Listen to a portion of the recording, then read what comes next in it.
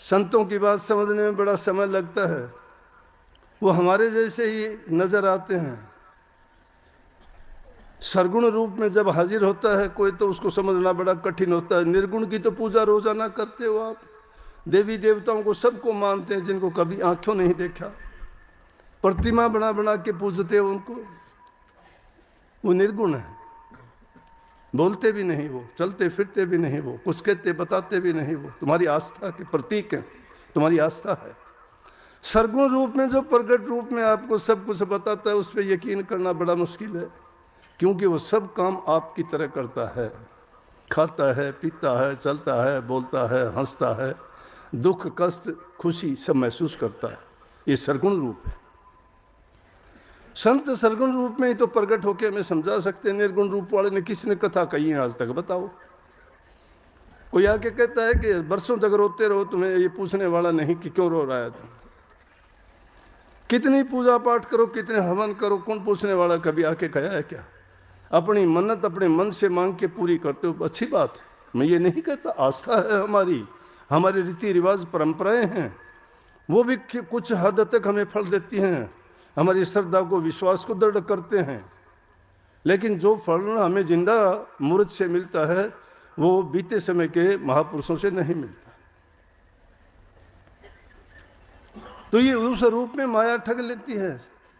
छोटी मोटी बातों का तो कहना ही क्या है। एक बहुत बड़ा सेठ था, रोजाना जब जाता बाजार में से, लोग उसको धनी था, लोग धन को मानते हैं, धन की पूजा करते हैं। परमात्मा कोई मायने नहीं रखता है धनवान के सामने।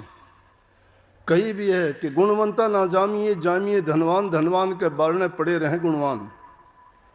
धन वाला गुणवान को भी खरीद लेगा कि धनवान पैदा होना चाहिए, गुणवान की तो कोई बात नहीं, धन होगा तो गुणवान को खरीद लेंगे। लेकिन एक सेठ था, धनवान था। धनवान को असली धन वाला तो वो है जिसने नाम भक्ति की है, क्योंकि नाम रूपी भक्ति जो करता है उस धन को जो कमाता है उसको कोई भी ना ठग सकता, ना चोर सकता, ना बांट सकता, ना छीन सकता, ना कोई हिस्सेदारी कर सकता, कोई कुछ नहीं। वो उसी के लिए है, वो कमाई की हुई उस जीव के साथ है, वही फलदायक है, वही लाभकारी है, वही गुणकारी है, वही उसके लिए हित है। बाकी तो जीवन थोथा है। सेठ रोजाना जाता, मार्केट से गुजरता, सब कहते राम राम सेठ। बोला कह देंगे। बोले राम राम सेठ। बोला कह दे, बता देंगे। अरे सेठ हम तो राम राम करते हैं, कह देंगे, बता देंगे, कह देंगे। क्या बात ये? एक दिन एक ने हिम्मत करके पूछ लिया, नहीं तो किसकी हिम्मत कोई पूछ ले। बहुत पैसे वाला था। एक आदमी ने एक दिन हिम्मत करके कहने लगे, सेठ जी क्या करूं, पीछे से तो सब बात करते हैं लेकिन मैं आज हिम्मत करके आपसे पूछना चाहता हूं। बोले बोलो क्या बात है। बोले पूछना ये चाहता हूं, आप ये बताओ मुझे कि हम तो राम राम करते हैं, आप कह देते हो कि कह देंगे, बता दूंगा। आप बता और कह किसको दोगे? राम राम तो हम आपसे करते हैं, आपको राम राम कहनी चाहिए, राम राम लेनी चाहिए। बदले में आप कहते हो कि कह देंगे, बता देंगे। बोला घर आ जाना, वहां समझाऊंगा। एक दिन टाइम निकाल के घर गया वो। बोला सेठ जी आपने कहा था आज बताओ मुझे। वो बोले रुक। सेठ गया, जाके तजूरी खोली और तजूरी खोल के बोले यहाँ। बोला ये देख। बोला देख लिया, वो तो हमें पता ही है, बहुत धन है आपके पास। मैं धन नहीं, मैं पूछने ये आया हूँ, आप कहते हो बता देंगे। नहीं इसको तो ही बताना है, मेरे को कौन पूछता है, इसको पूछते हो। मेरे पास पैसे नहीं होते, तुम पास भी नहीं बैठने देते, इसलिए मुझे राम राम करते हो। मेरे पास ये है, राम को याद नहीं करते।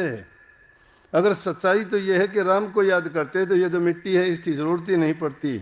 लेकिन मैं समझता हूँ इस बात को, जब नहीं था मुझे कोई पूछता भी नहीं था, आज सेठ कह के राम राम करते हैं मुझे। देख ले भाई, मैं कहता हूँ बता दूंगा उसको, जाके बता दिया तुम्हें कि तुम्हें बहुत याद करते हैं लोग।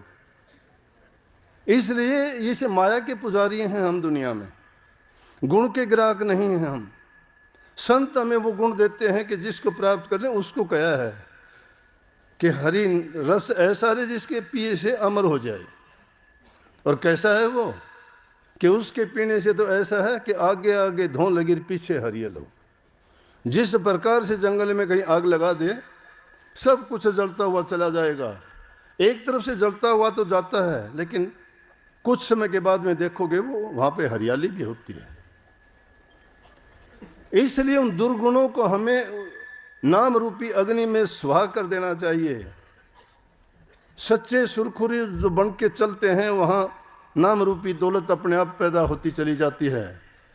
जिसके हृदय से पाप कपट निकलते चले जाते हैं, उसमें सद्गुण आ जाते हैं, सच्चाई आ जाती है, प्यार आ जाता है, संतोष आ जाता है। लेकिन कहने में आसान लगता है, करने में बड़ा कठिन है।